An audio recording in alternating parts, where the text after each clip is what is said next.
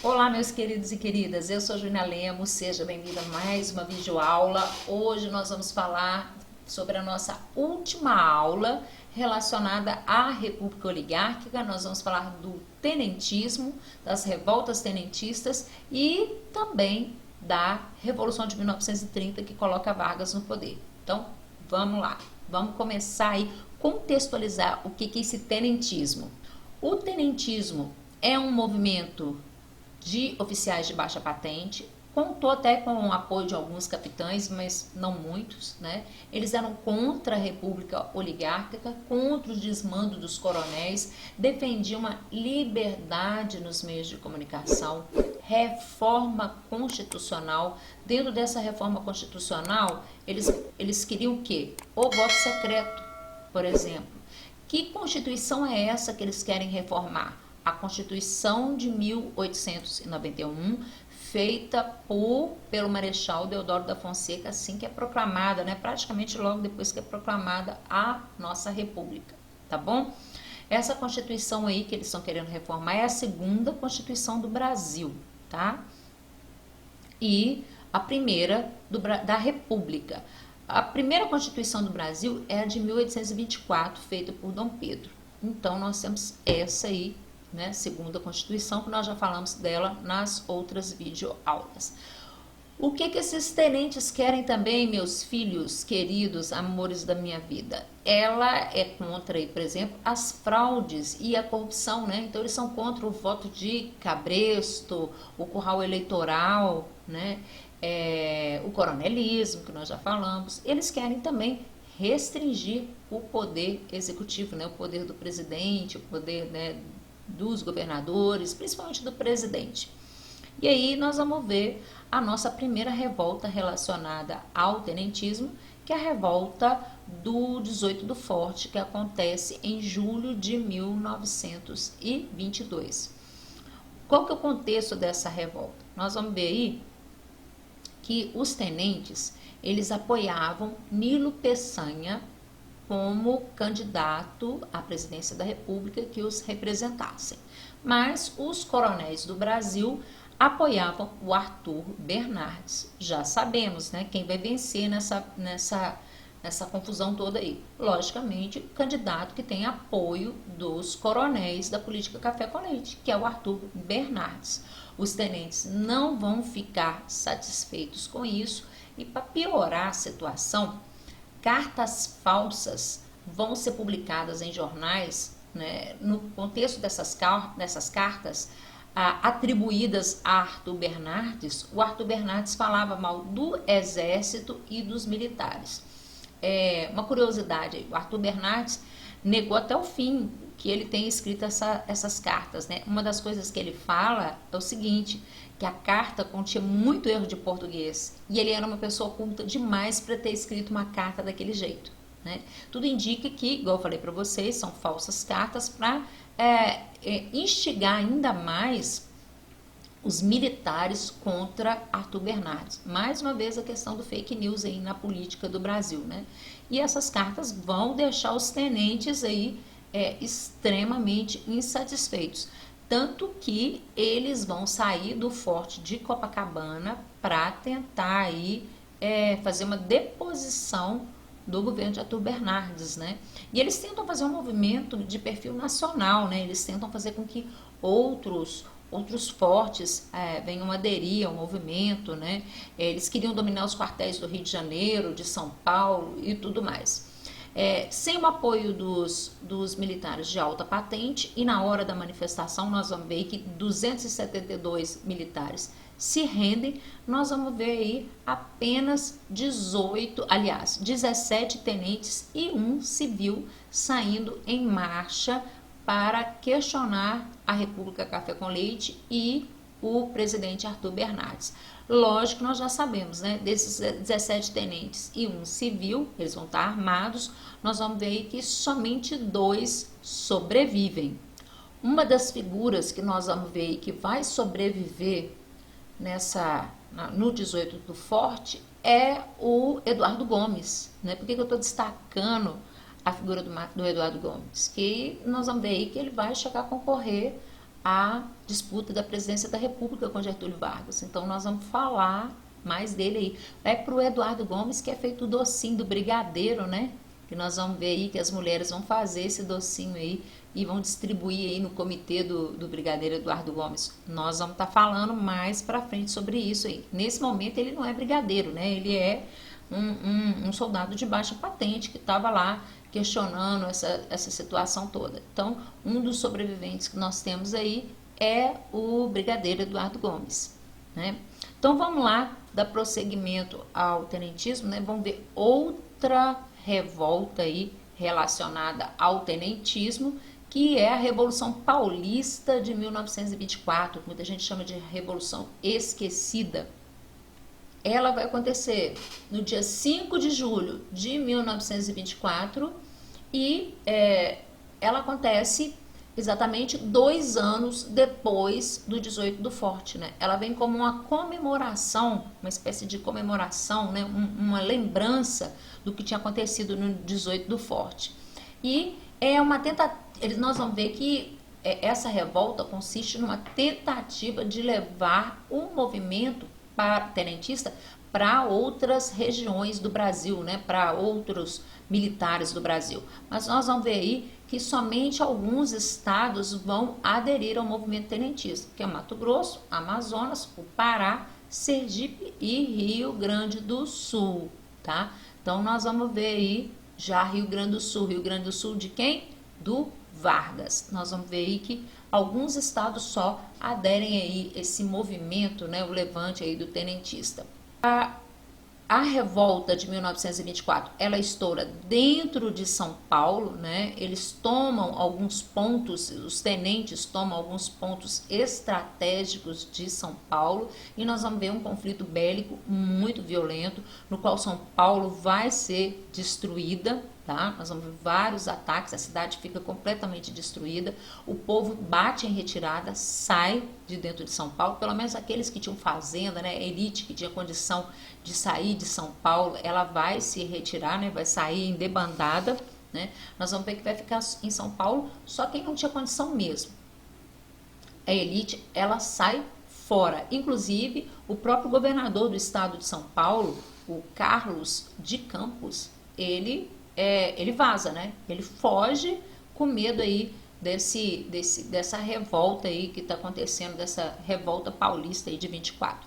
Tá? De 1920. Eles vão divulgar no dia 10 de julho, os tenentes, né, vão divulgar no dia 10 de julho um manifesto no qual eles exigem a renúncia do presidente Arthur Bernardes, né? E só que eles vão ser atacados aí por forças fiéis ao governo federal, né? Ou seja, ao presidente da República. E aí esses tenentes acabam fugindo para o Paraná, com fronteira aí do Paraguai e Argentina. Lá eles vão se acabar encontrando com outro tenente aí, que é um tenente extremamente importante para a história do Brasil, que é o Luiz Carlos Prestes, já com perfil de esquerda, já, tá? O Luiz Carlos Prestes aí, ele vai começar a ir para um outro lado aí, ter um ponto de vista diferente dos tenentes, né? Ele vai seguir a ideologia do comunismo aí, né? Nós vamos ver que quando Vargas precisar, né, da ajuda dos tenentes aí, né, para a Revolução de 1930, o golpe de 1930, nós vamos ver aí que o Carlos Prestes já não vai estar nessa história aí, porque ele vai estar seguindo um outro rumo. Mas já que a gente está falando do Luiz Carlos Prestes, vamos lá para a coluna Prestes, né, que vai acontecer de 1924 a 1927. O que consiste a coluna Prestes? Movimento tenentista, igual eu falei para vocês, ligado ao tenentismo, tá? E é um movimento, uma marcha feita pelos tenentes pelo interior do Brasil aí, né? No qual os tenentes pregavam uma reforma política, fim da política café com leite, né, propostas, como eles já tinham falado, nós falamos aí, né, no início, voto secreto, essas coisas todas. E alguns historiadores falam aí que eles chegam a marchar quase 3.000 quilômetros pelo interior do Brasil, são mais de 1.500 pessoas e tudo mais, né? Eles vão enfrentar, inclusive eles enfrentam aí os cangaceiros, né? Que vão ser aí contratados pelos donos das fazendas para bater de frente com eles, para tentar frear o movimento. Em alguns lugares eles eram bem recebidos, em outras não.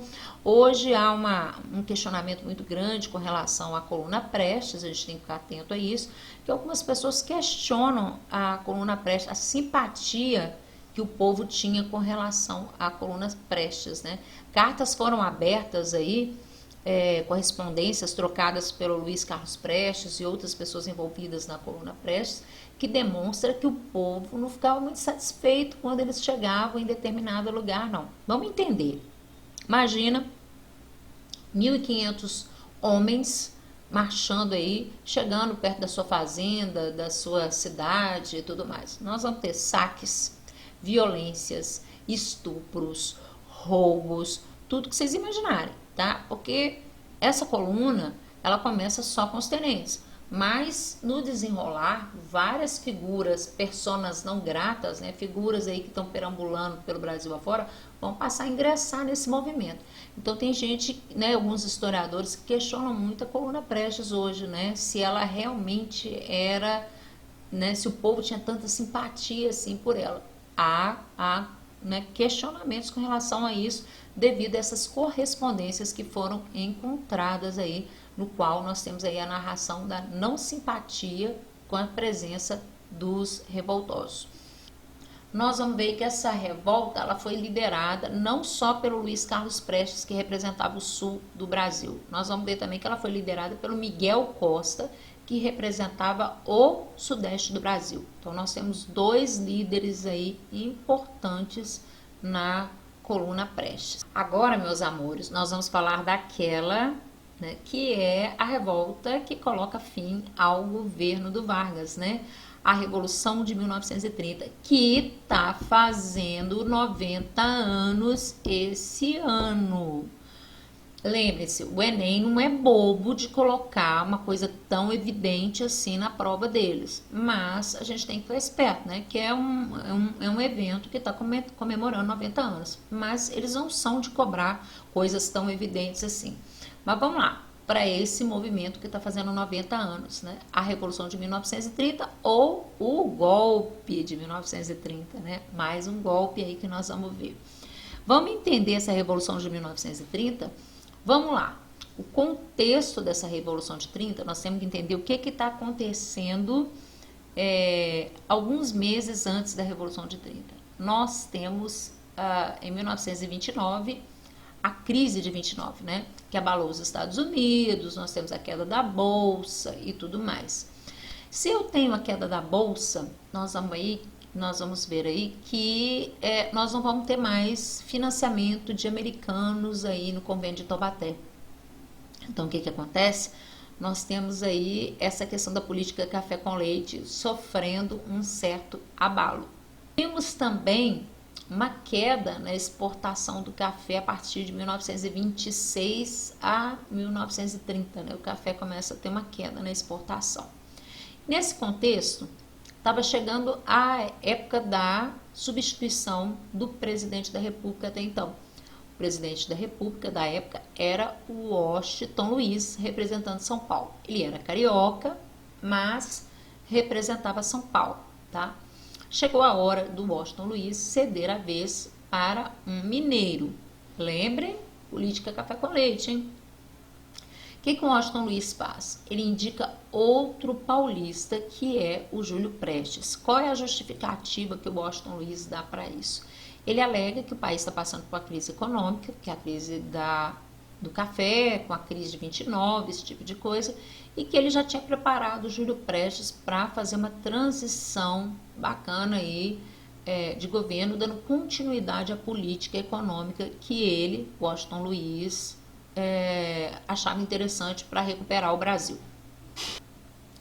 Minas Gerais, nessa época, né, que seria o estado que iria indicar o presidente, vai ficar enfurecido, né? Minas Gerais, nessa época, tinha como governador o Antônio Carlos, chamado de presidente do estado, né? Naquela época se dava o título de governador, chamava-se o governador de presidente do estado.